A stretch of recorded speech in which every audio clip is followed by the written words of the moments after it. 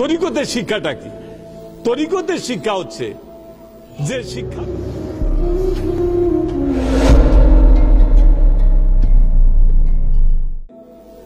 একজন আবেদ ব্যক্তিকে হুজুরি কালবের সঙ্গে নামাজ আদায় করার শিক্ষা দেওয়া হয়, তাহাকেই তরিকতের শিক্ষা বলা হয়। আমরা যখন নামাজে দাঁড়াই, খাজাবার শিক্ষা বলা হয়, আগেই বলা হয়, হুঁশিয়ার করা হয়, খেয়াল কাল কাল আল্লাহর দিক, আল্লাহকে হাজের নাজের ওয়াহেদ জেনে ওই হালে আল্লাহকে সেজদা করে। তাহলে আমাদের শিক্ষাটা তো এটাই। ইবাদত করবেন আপনি, ইবাদতে যদি আপনার কালকে আপনার শরীরের সঙ্গে একত্রিত না করতে পারেন, এখন এই কালটা কি? এই কাল সম্বন্ধেই তো যারা তরিকতের ভিতরে দাখিল না, তরিকা গ্রহণ করে নাই, তারা তো এই কাল সম্বন্ধে জানে না। কাল জিনিসটা কি এটাই তো জানে না।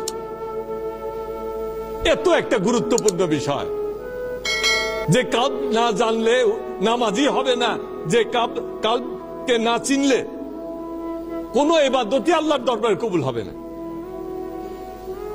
সেই কাল আপনি চিনলেন না, তাহলে আপনি কি করে এই ফায়দাগুলো হাসিল করবেন? এই জন্য বলা হয়েছে, হযরত নবী করিম সাল্লাল্লাহু আলাইহি সাল্লাম বলেছেন যে ইলম শিখতে হবে, ইলম শিখতে হবে।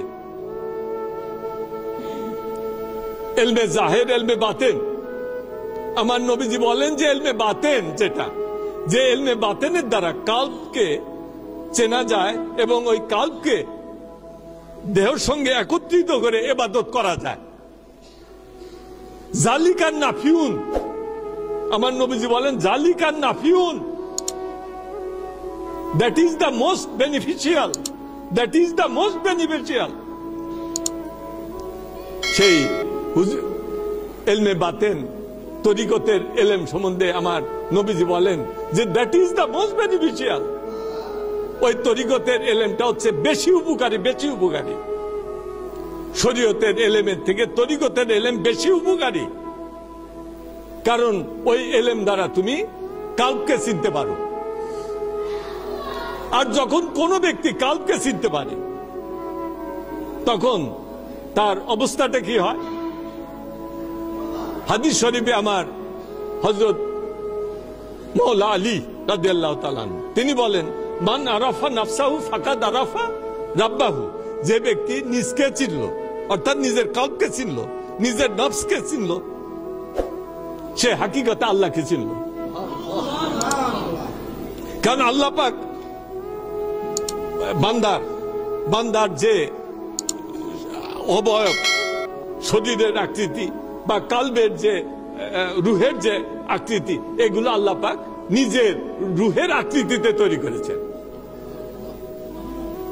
সুতরাং আল্লাহ পাক তার রুহের ভিতর থেকে ফুৎকার করে আদমের ভিতরে রুহকে প্রবিষ্ট করে দিলেন, ওটা আল্লাহর রুহ থেকেই করলেন। সুতরাং কেউ যদি নিজের রুহকে চেনে, নিজের নফসকে চেনে, নিজের কলবকে চেনে, সে আল্লাহকে চিনল। এটা হাদিস শরীফের কথা। আমরা এগুলো না চিনে এদিক ওদিক দৌড় পারলে কাজ হবে না। আপনি যে কাজটা সহজে করতে পারেন, সেই কাজটা যদি আপনি না জানেন, তাহলে সহজে ও কাজটা করতে পারবেন না। এখন আমাদেরকে সেই শিক্ষাটা অর্জন করতে হবে, সেই জ্ঞান হাসিল করতে হবে, নাহলে আমরা হুজুরি কালবের নামাজ আদায় করতে পারবো না। আর যদি আমাদের হুজুরি কালবের নামাজ না হয়, তাহলে আমাদের এই সমস্ত যে সম্ভাবনা, এই নামাজ পড়লাম আল্লাহ পাক হজ হিসাবে কবুল করে নেবেন এবং আমার সারা জীবনের গুনাহ মাফ করে দেবেন, এই যে এত এত আমার জন্য সুসংবাদ, সমস্ত কিছু ব্যর্থ হয়ে যাবে। আমাদেরকে সেই ইলম শিক্ষা করে সবকিছু সঠিক করে নিতে হবে, সবকিছুই সঠিক করে নিতে হবে।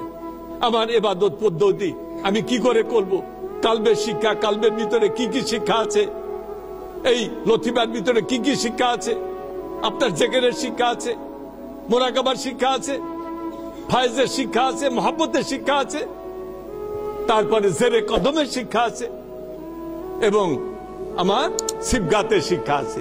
এই শিক্ষাগুলো যদি আমি না অর্জন করি তাহলে আমি তো কালবের পরিপূর্ণ যে পরিচয় সেটা লাভ করতে পারবো না।